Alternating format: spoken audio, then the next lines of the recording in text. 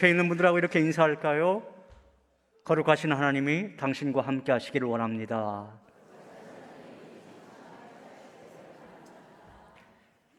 우리는 인생을 살면서 여러 가지 일들을 많이 만나곤 하지요. 그럴 때마다 우리가 크리스찬이라고 하면 이러한 질문을 꼭 던지곤 합니다. 이 일이 과연 하나님의 뜻일까? 이 일이 하나님의 뜻일까? 제1차 세계대전과 제2차 세계대전 정말 하나님의 뜻이었을까? 6.25 한국전쟁과 수많은 사람들의 죽음, 이것도 하나님의 뜻이었을까? 우리 민족이 일제의 압제 아래에 살아야 했던 그 수많은 시간도 하나님의 뜻이었을까? 멀리 생각해 보지 맙시다. 이제 가까이. 지난 주간에 있었던 2024년 총선의 결과는 하나님의 뜻이었을까? 이처럼 우리는 이 시대에 아주 중요한 사건을 만날 때마다 하나님의 뜻을 묻곤 합니다. 그뿐만이 아니죠. 내 인생에 있어서 중요한 결정을 해야 하는 결혼이라든지 취업, 또 어떤 인생의 설계, 그러한 큰 일은 물론 이거니와 오늘 저녁 식사는 뭘로 하지? 내가 오늘 교회 가야 되는데 내가 과연 무슨 옷을 입고 나갈까? 이러한 것처럼 아주 사소한 일에도 우리는 종종 하나님의 뜻을 묻는 경우가 있습니다. 그리고 모든 상황을 무시하고 본인이 하나님의 음성을 들었다라고 말하면서 자신의 뜻을 하나님의 뜻인 양 생각하기도 합니다. 자, 그렇다면 하나님의 뜻이란 과연 무엇일까요? 그리고 이것이 하나님의 뜻인지 나의 뜻인지 우리가 어떻게 분별할 수 있을까요? 저는 이 질문을 서두에 여러분에게 던지면서 오늘의 말씀을 풀어가고자 합니다. 사랑하는 여러분, 아무쪼록 오늘 선포되어지는 이 하나님의 말씀을 통해서 하나님의 뜻을 더 잘 이해하고 분별할 줄 아는 지혜가 여러분에게 충만히 임하시기를 주님의 이름으로 축원합니다. 먼저 오늘 본문 말씀인 에베소서 5장 17절 말씀을 우리가 주목해서 읽어보도록 하겠습니다. 같이 읽습니다. 그러므로 어리석은 자가 되지 말고 오직 주의 뜻이 무엇인가 이해하라. 어리석은 자가 되지 말고 주의 뜻이 무엇인가 이해하라. 여러분, 이 말씀은 사도 바울이 에베소 교회에 보낸 편지글 속에 들어있는 한 대목의 말씀입니다. 사도 바울은 어떠한 사람이 지혜로운 사람인가 에베소 교회 성도들에게 쭉 설명을 합니다. 그러면서 이 말씀 바로 앞부분에 있는 말씀 보면 세월을 아끼라 이런 말씀도 나오고요. 아무튼 쭉 그에 대해서 지혜로운 사람에 대해서 설명하다가 바로 주님의 뜻이 무엇인지 제대로 이해하는 사람이 지혜로운 사람이다라고 하는 뜻으로 오늘 이 본문의 말씀을 주신 겁니다.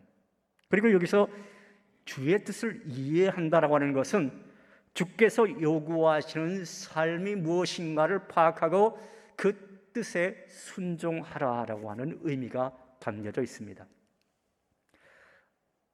제가 하나 예화를 들려드리죠. 어느 시골 마을에 통나무 집이 있었는데요.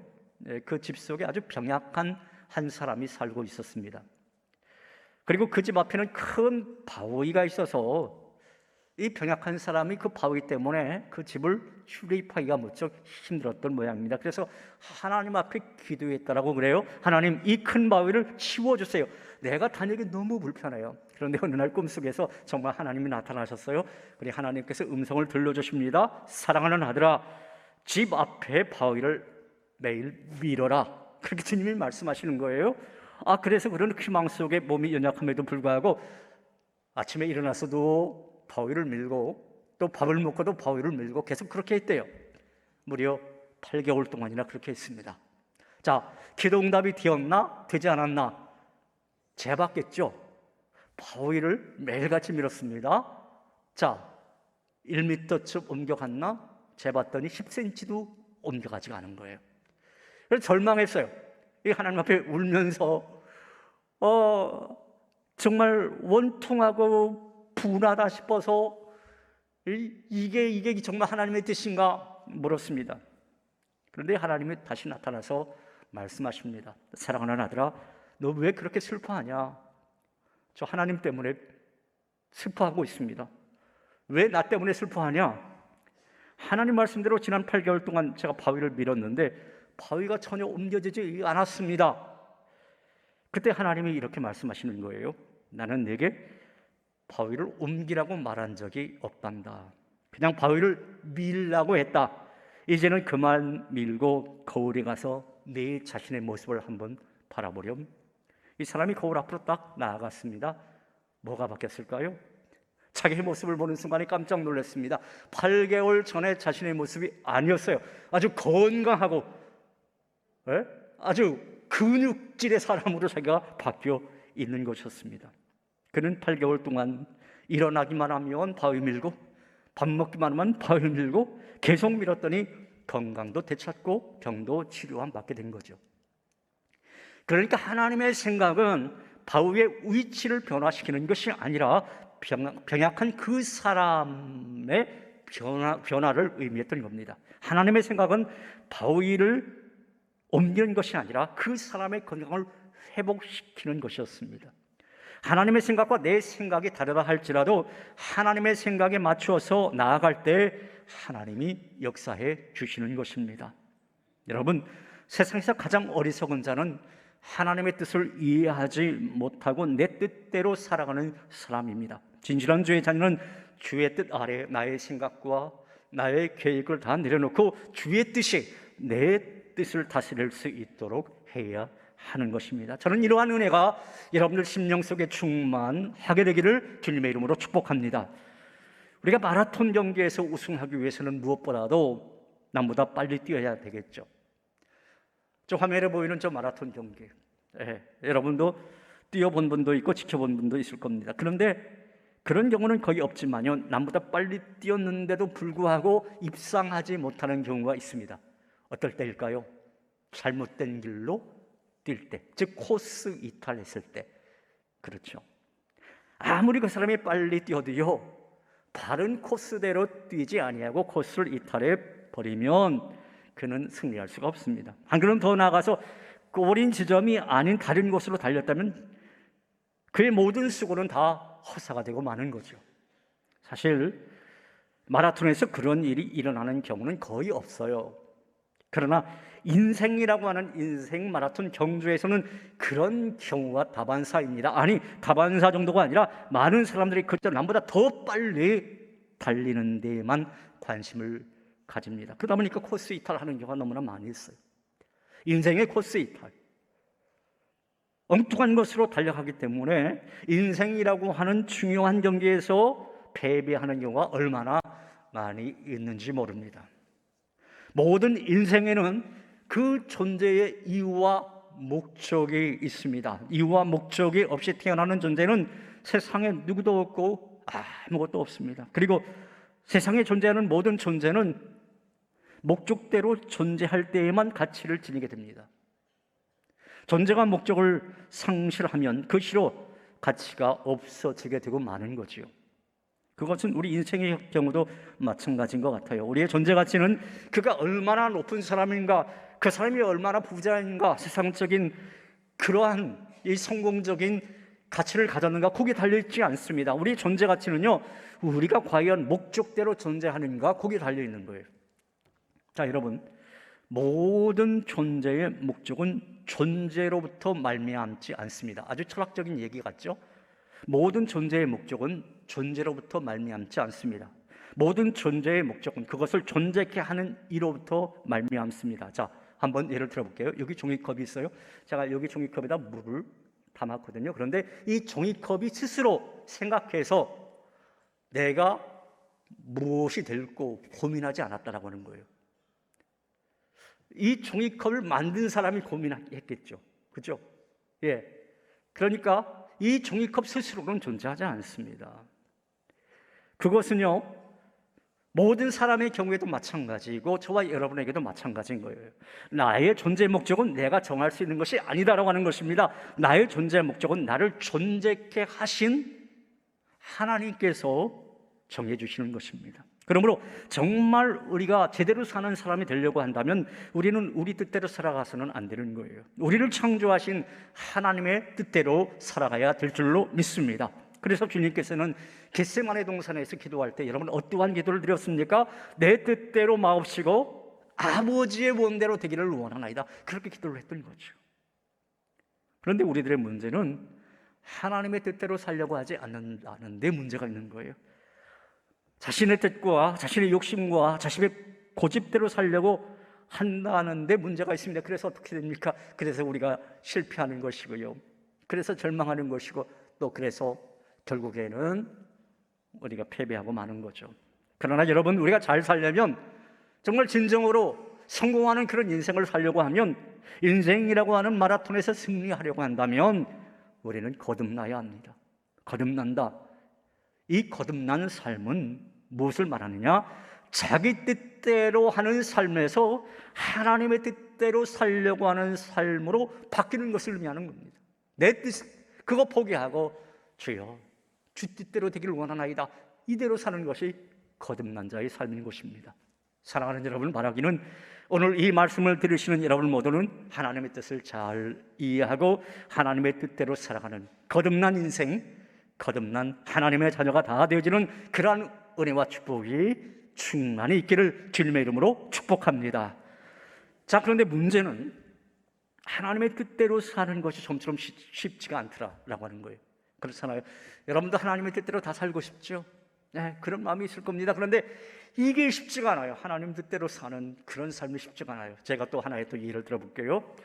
25년 동안 언론인의 삶을 걸었던 분이 있습니다. 그러다가 예수님 믿게 되었고 목회자의 길을 걷게 된 분이 있죠. 바로 이제 베이직 교회의 담임 목사님이신 조정민 목사님이 바로 그분이십니다. 이 조정민 목사님이 쓰신 책이 있어요. 하나님의 뜻은 무엇인가라고 하는 책인데요. 2014년도에 이 책이 출간되었으니까 한 10년 정도 됐네요. 근데 제가 또 최근에 다시 이 책을 꺼내 보았습니다. 그 글 속에 이런 글이 담겨져 있어요. 스스로의 어떤 그 경험과 고백인데요.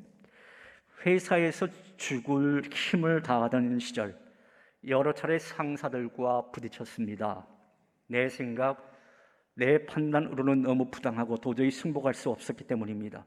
불복의 결과는 참담했습니다. 뜻밖의 어려움이 가중되었습니다.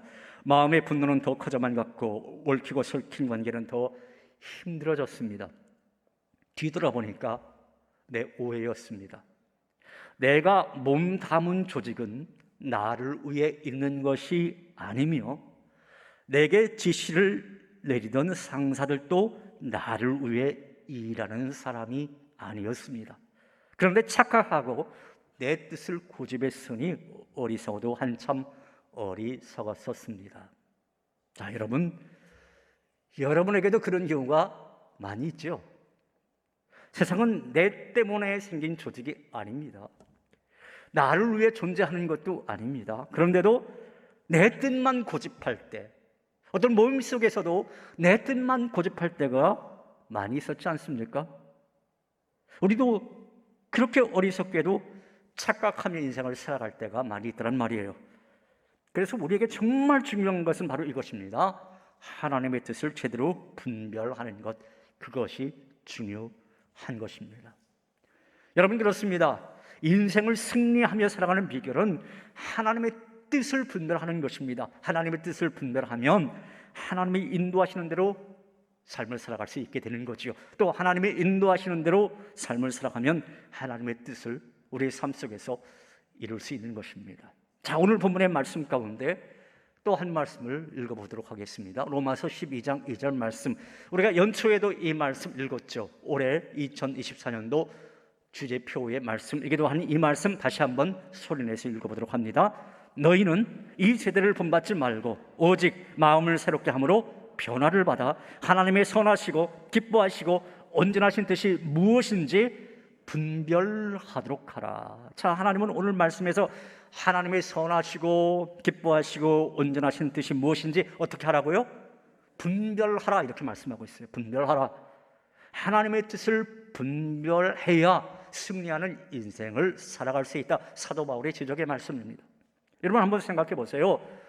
사업하는 사람이 하나님의 뜻을 분별해서 하나님이 원하시는 대로 사업을 해나갑니다. 그러면 하나님이 그 기업을 키워주시지 않겠습니까? 공부하는 사람이 하나님의 뜻을 분별해서 하나님이 기뻐하시는 대로 그 방법으로 공부를 합니다. 자, 그러면 하나님이 지혜로 충만하게 채워주시는 겁니다. 자녀를 키우는 부모가 하나님의 뜻을 분별해서 하나님의 기뻐하는 방법으로 자녀를 키웁니다. 그러면 그 자녀를 하나님의 사람으로 세워주시는 것입니다. 이렇게 누구든지 하나님의 뜻을 분별해서 하나님이 기뻐하시는 방법으로 일하기만 하면 승리할 수 있는 그러한 인생이 될 수 있는 거예요.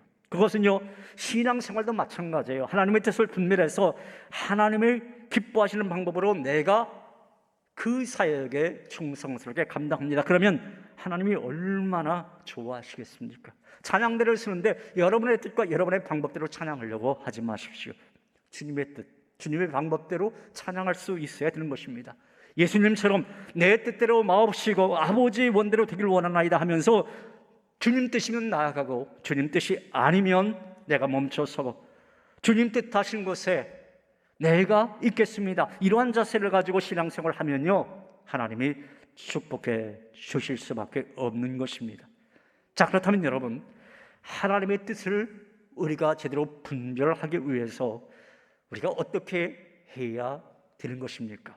오늘 성경 말씀 속에서 우리가 살펴보면은 성경은 두 가지로 우리에게 말씀하고 있습니다. 하나는 이 세대를 본받지 말라라고 하는 것이고요, 또 다른 하나는 변화를 받으라라고 하는 말씀입니다.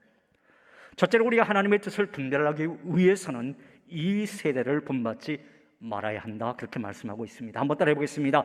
이 세대를 본받지 말라. 이 세대가 여러분 어떤 세대인데 주님께서 이 세대를 본받지 말라 그렇게 말씀하셨을까요?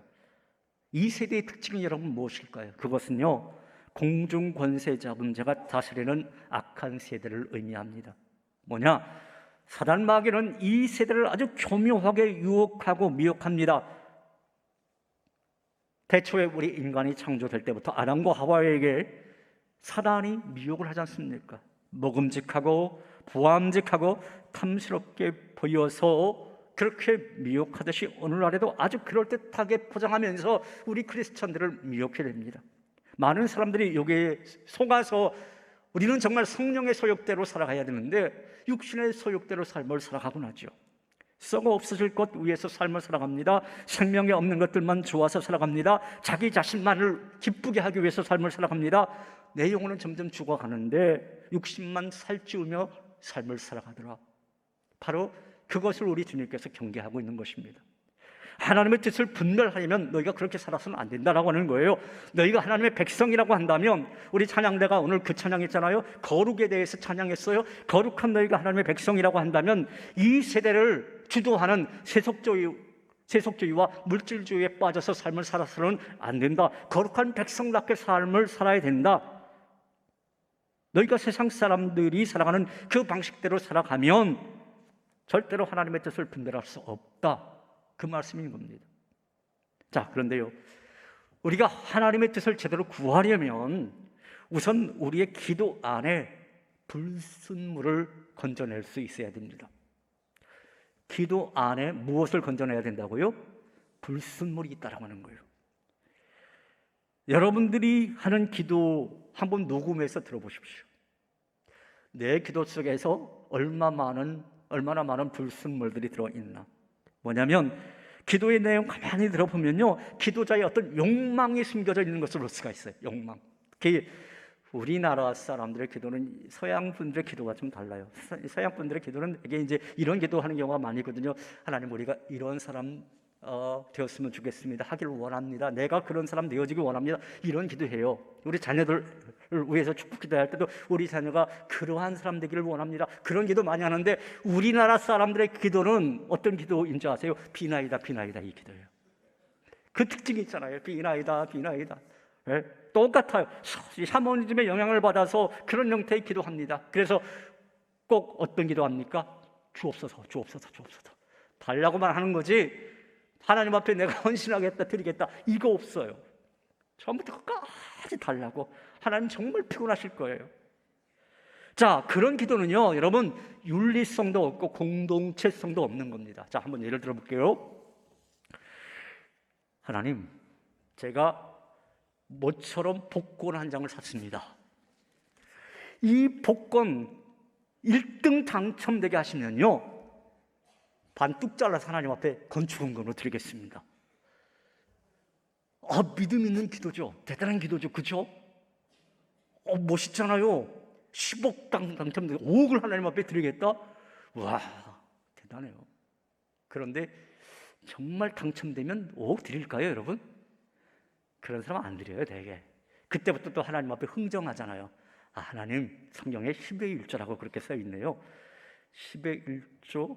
근데 1억 드리자니 그것도 또 아까워요. 하나님, 이거는 10의 1조를 드리는 게 아니잖아요. 그저 감사한금 정도로 내가 100만 원 정도 드리겠습니다. 이렇게 변질돼요. 이 변질되었다라고 하는 자체가 문제가 있다라고 하는 것보다는 이 기도에는 윤리성이 없다라고 하는 겁니다. 또 하나 또 예를 들어볼게요. 우리가 외국에 갔다 올 때 세관 신고를 하게 되어 있습니다. 그런데 신고해야 되는 물품을 제대로 신고하지 않으면서 이런 기도할 때가 있어요. 하나님, 제발 무사 통과할 수 있게 도와주세요. 이거요. 이것 또한 윤리성이 없는 기도입니다. 하나님은 그 기도 원하지 않았어요. 또 공동체성이 없는 기도의 특징이 또 있습니다. 바로 이런 기도입니다. 그 사람이 아파트 2채나 가지고 있는데 딱 신문에 보니까 줍줍 아파트가 또 딱 뜬다네. 거기에 넣었어요. 경쟁률이 30만 대 1, 100만 대 1인데 그런데도 기도합니다. 주여, 당첨되게 해 주옵소서. 이건요, 다른 사람의 삶이나 공동체성을 전혀 고려하지 않은 기도입니다. 우리가 하나님의 영광을 위해 구한다고 하지만 정작 안으로 딱 들어가 보면 자신의 영광과 자신의 성공만을 추구하는 어떤 세속적인 욕심에 가득 찬 기도를 드릴 때가 너무나 많이 있더라라고 하는 것입니다. 이거 하나님이 원하는 기도가 아니다. 하나님의 뜻이 아니다라고 하는 거예요. 게다가 많은 성도들이 자신의 뜻을 성취하기 위해서 여러분은 어떻게 하시는지 아십니까? 하나님의 뜻을 끌어올 때가 많이 있어요. 하나님의 뜻을 자기 편에 유리하도록 그렇게 해석하는 경우가 많이 있더라, 그 말입니다. 자, 뭐냐? 신앙생활 오래 한 번일수록 그런 경우가 있어요. 내가 무엇인가를 하고 싶은데 좀 찝찝해요. 자, 뭐냐? 마음이 걸리는 거예요. 그러면 어떻게 하느냐? 성경을 찾긴 찾는데 어떤 성경 기제를 찾는지 아세요? 자기에게 꼭 유리한 쪽의 성경을 딱 찾습니다. 그리고 그걸 자기에게 적용시키려고 그래요. 봐라, 하나님 이 성경 말씀에도 이렇게 기록되어 있지 않냐? 근데 이것도 확인하고 싶잖아요. 그럼 어떻게 할까요? 목사님 찾아가는 거예요. 그다음 목사님 찾아가서 성경을 딱 뒤밀면서 이렇게 말합니다. 맞죠, 목사님? 목사님을 또 협박하는 거죠. 이건요, 자신의 뜻인 것이지 하나님의 뜻은 절대 아닌 겁니다. 물론 어떻게 보면 세상을 따라 살지 않고 하나님의 뜻대로 사는 삶이 답답해 보일 수도 있습니다. 시대에 뒤떨어진 것처럼 보일 수도 있어요.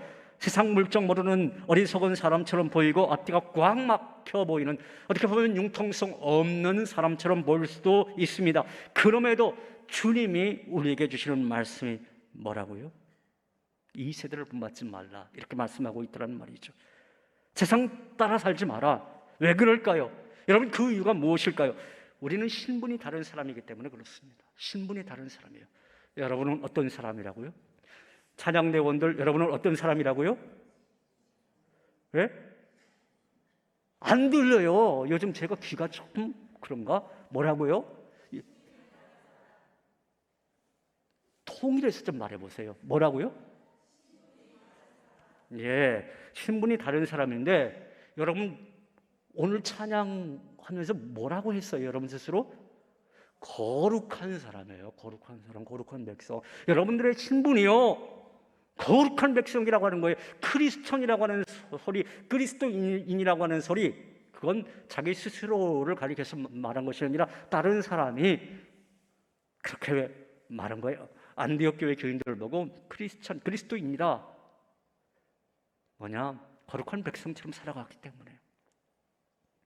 우리는 거룩한 하나님 나라의 백성입니다. 저와 여러분은 거룩한 하나님 나라의 백성인 줄로 여러분 믿으시기 바랍니다. 자, 그러면 거룩한 하나님 백성답게 삶을 살아가야 되는 거죠. 그래서 성경이 단호하게 말씀한 겁니다. 너희는 이 세대를 본받지 말고 무슨 일이 있어도 세상 따라가지 말라라고 하는 거예요. 어떠한 일이 있어도 세상 본받지 말라라고 하는 거예요.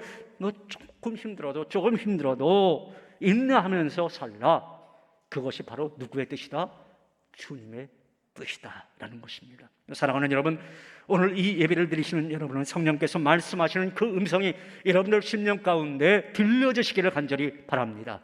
이 세대를 분받지 말라라고 하는 하나님의 음성이 여러분들 심령 속에 각인되어지기를 간절히 바랍니다. 그래서 여러분의 삶이 하나님의 뜻대로 신실하고 진실하게 순호하지는 거룩한 하나님 나라 백성의 삶이 되시기를 주님의 이름으로 축원합니다.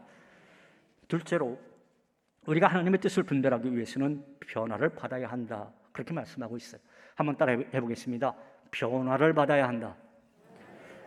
오늘 본문에 있는 말씀 속에서도 오직 마음을 새롭게 함으로 어떻게 변화를 받아, 그죠? 이렇게 말하고 있죠. 여기서 변화라고 하는 말을 그 원문에서 찾아보니까 일시적인 변화를 의미하는 것이 아니더라고요. 지속적인 변화, 그리고 자기 자신에 의한 변화가 아니에요. 타인을 통한 어떤 변화, 그걸 의미해요. 여러분, 사람이 어떠한 경우에 계속해서 변화될 수가 있는 겁니까? 일시적이 아니고 계속적으로 변화될 수 있는 겁니까? 친한 사람에 의해서는요, 한두 번쯤은 변화될 수가 있어요. 권력이 있는 사람에 의해서 일시적으로 변화될 수는 있겠죠. 그러나 계속해서 변화되는 것 정말 참으로 어렵습니다. 사람이 계속해서 변화되는 것은 성령께서 주시는 생각에 의할 때에 가능한 겁니다.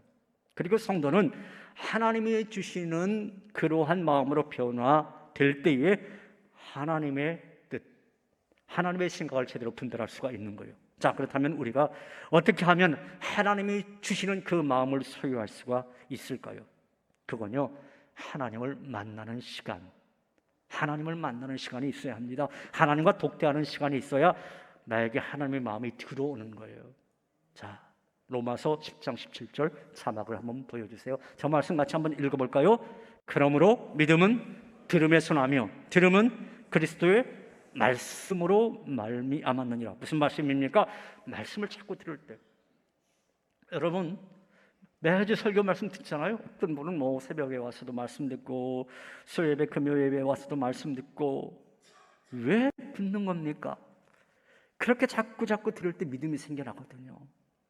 말씀을 자꾸 들을 때 하나님의 마음이 내 심령 가운데 채워지는 거거든요.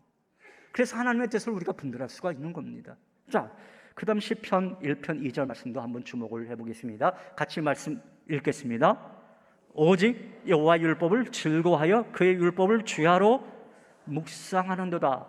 여호와 율법을 어떻게 하라고요? 하나님 말씀을 읽는 게 즐거워야 되는 거예요. 여러분, 기도 대행진을 하는 기간 동안에 성경 말씀 여러분들 한번 또 읽고 또 써보라 라고 말한 이유, 그 율법을 주야로 묵상케 하기 위한 그 뜻이죠. 그러면요, 하나님의 마음을 우리가 소유할 수 있거든요. 하나님의 뜻이 제대로 이해가 되거든요. 또 여러분들이 너무나 좋아하는 구절, 예레미야 33장 3절에 있는 말씀, 어떤 말씀이죠? 자, 또 자막을 보면서 읽습니다. 너는 내게 부르짖으라. 내가 내게 응답하겠고 내가 알지 못하는 크고 은밀한 일을 내게 보이리라. 여러분, 이 말씀 좋아하시죠? 왜 말씀 좋아합니까? 뒷부분 때문에 크고 은밀한, 우리가 알지 못하는 크고 은밀한 일까지 하나님이 보여주신다 약속하고 있기 때문에. 근데 앞에 전제가 있어요. 전제에 있는 말씀이 뭡니까? 부르짖으라, 이렇게 말씀하고 있잖아요. 너는 나에게 기도하고 부르짖으라. 그럴 때 하나님의 마음을 보여주시는 겁니다. 역대상 16장 25절 이 말씀도 같이 한번 읽어봅니다. 여호와는 위대하시니 극진히 찬양할 것이요 모든 신보다 경외할 것이며. 무슨 말씀일까요? 하나님을 뜨겁게 무엇할 때? 찬양할 때 하나님의 마음이 내 심령 속에 들어오는 거예요. 그래서 찬양이 곡조 있는 지도라고 하잖아요. 네. 내가 찬양을 막 부르다 보니까 찬양 속에 주님의 임재하심이 내 심령 가운데 느껴지는 거예요. 오늘 오후에 우리가 찬양 사역자 이제 3분을 모시고 미니 콘서트 할 거잖아요. 그 하는 이유가 뭐냐면 그분들의 어떤 목소리를 감상하기 위한 것이 아니에요. 같이 찬양을 듣고 또 부르면서 그 하나님께서 나에게 들려주시고자 하는 어떤 세미한 음성을 우리가 듣고자 하는 것이죠. 자, 이렇게 우리 성도들이 성경을 읽는 시간, 기도하는 시간, 말씀을 묵상하는 시간, 찬양하는 시간, 정말 하나님과 내가 골방에서 1대1로 독대하는 그 시간이 있을 때 하나님의 마음이 내 심령 속에 다가오시는 겁니다. 그리고 주님의 뜻을 우리에게 말씀해 주시는 거예요. 그러면 하나님의 생각을 우리가 제대로 분별할 수가 있는 거죠. 근데 또 중요한 것이 있습니다. 그건 뭐냐? 우리가 우리의 마음의 문을 여는 겁니다. 여러분이 잘 알고 계시는 성악 가운데 문을 두드리시는 주님이라고 하는 성화가 있어요. 자, 성화를 한번 보여주시죠. 예, 화면, 예, 바로 이 그림 잘 아시죠? 모르시나요, 이 그림? 예, 잘 보셨죠? 예, 어느 가정 신방하다 보니까 저렇게 생긴 액자를 걸어 놓으신 분도 있더라고요. 예수님께서 한 손에는 등불을 들고 계시네요. 그리고 한 손으로는 문을 두드리고 계십니다. 근데 저 그림을 한번 자세히 보세요. 그 문 연 지가 오래된 것 같습니다. 왜냐하면 오래되지 않았으면 저 바깥쪽 그 주변에 풀이 저렇게 자랄 리가 없어요. 그리고 이끼도 있는 걸 볼 수가 있습니다. 또 자세히 보면요, 문고리가 여러분 보이시나요? 보이지 않으시나요? 문고리가 없어요. 문고리가 없습니다. 뭐냐면 이 문은 안에서만 열 수 있는 겁니다. 사람의 마음 문은 자신이 열어야 한다라고는 그 뜻이 담겨져 있는 겁니다. 무슨 이야기인가요? 하나님께서 하나님의 생각, 하나님의 뜻을 이해하고 분별할 수 있도록 문을 두드리고 있는데 우리가 우리의 마음의 문을 열지 않으면 하나님이 우리에게 말씀하실 수가 없는 거예요. 하나님이 다가와서 하나님의 뜻을 전달하고 싶은데 우리가 마음의 문을 열지 않으면 하나님의 뜻이 제대로 분별되지 않는 겁니다. 내가 하나님의 생각을 받아들이기 위해서는 나의 문을 열어야 되는 겁니다. 그리고 내 마음의 문을 열면 주님이 들어오셔서 나와 함께 먹고 마시면서 내 삶을 주관해 주시는 것입니다. 사랑하는 여러분, 하나님은 오늘 우리에게 말씀하십니다. 너희는 이 세대를 본받지 말고 오직 마음을 새롭게 함으로 변화를 받아 하나님의 선하시고 기뻐하시고 온전하신 뜻이 무엇인지 분별하도록 하라. 이 세대를 본받지 말고 변화를 받아야 하나님의 뜻을 분별할 수 있다라고 하는 거예요. 하나님이 기뻐하시는 뜻을 분별하여 하나님의 일을 우리가 감당해야 마땅하다라고 하는 것입니다. 이것이 오늘 저와 여러분에게 주시는 하나님의 메시지입니다. 이 시간 우리 함께 찬양할까요? 예수님을 함께 하시네 라고 하는 이 찬양 함께 찬양해보죠.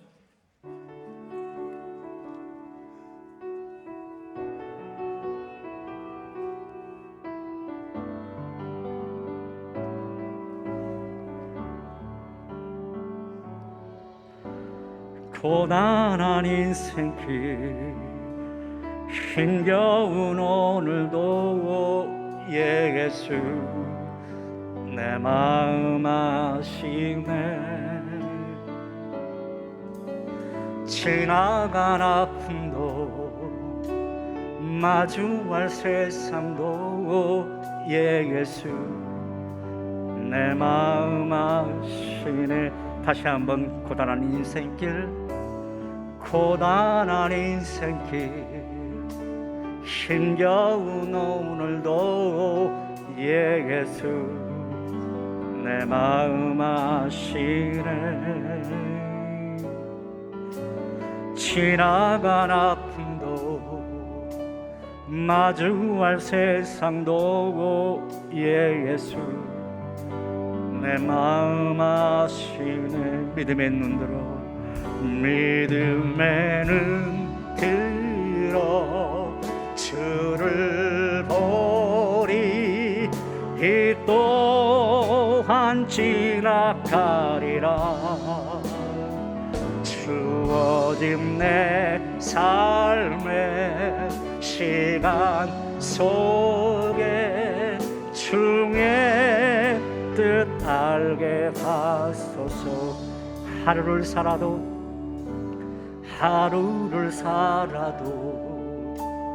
기쁨으로 가리. 예수 늘 함께 하시네. 후회도 염려도 온전히 맡기리. 예수 늘 함께 하시네. 믿음의 눈 들어, 믿음의 눈 들어 주를 보리. 이 또한 지나가리라. 주어진 내 삶의 시간 속에 주의 뜻 우리 기억해 주세요.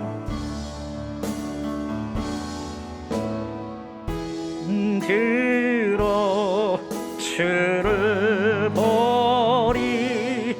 이 또한 지나가리라.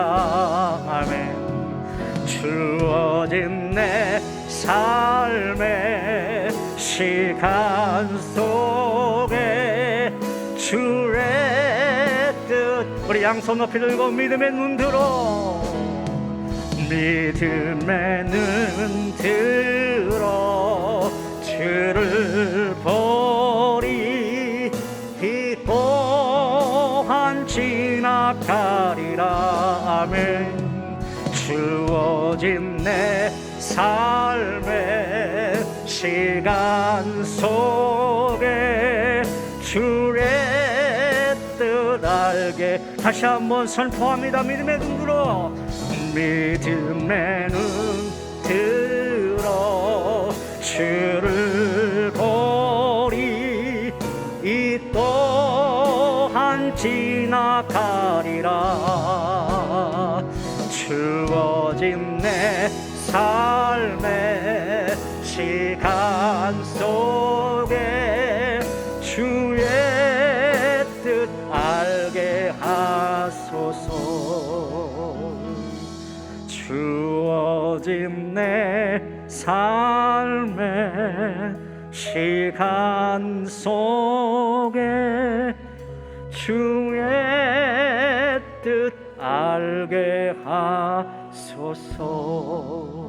하나님 앞에 영광의 박수 올려드립니다. 할렐루야. 주어진 내 삶의 시간 속에 주의 뜻 알게 하소서. 요즘 부쩍 그런 생각이 많이 듭니다. 이 몸이 내 것인 것 같은데 내가 나에 대해서 모르는 것이 너무 많구나, 그런 생각이 점점 더 듭니다. 그동안 제가 항암 치료를 계속 해왔잖아요. 209차까지 제가 항암 치료를 했습니다. 그래서 우리나라의 그 역사에도 없고, 그래서 전 특이 체질인 줄 알았어요. 항암 잘 견디는 특이 체질. 물론 하나님의 은혜였죠. 하나님의 은혜 속에서 제가 항암 잘 견디면서 지금까지 제 생명을 유지할 수 있도록 하나님께서 인도해 주었습니다. 그런데 올 봄 들어서 점점 면역력이 떨어지는 겁니다. 백혈구와 호중구 수치가 안 올라가는 거예요. 촉진제를 맞아도 안 올라갑니다.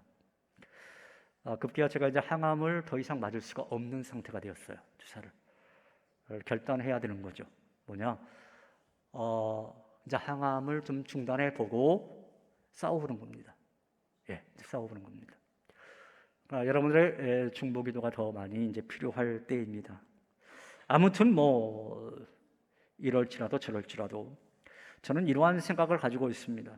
제가 가지고 있는 모든 것, 그것이 건강이든지 물질이든지 지금까지 어떤 목회 경험이든지 그 모든 것을 다 활용해서 최선을 다해서 하나님이 나를 이 땅에 보내신 그 목적과 뜻을 이루어드리기 위해서 사도 바울이 그랬던 것처럼 나의 남은 모든 것을 관제로 쏟아붓다가 하나님 앞에 서고 싶습니다.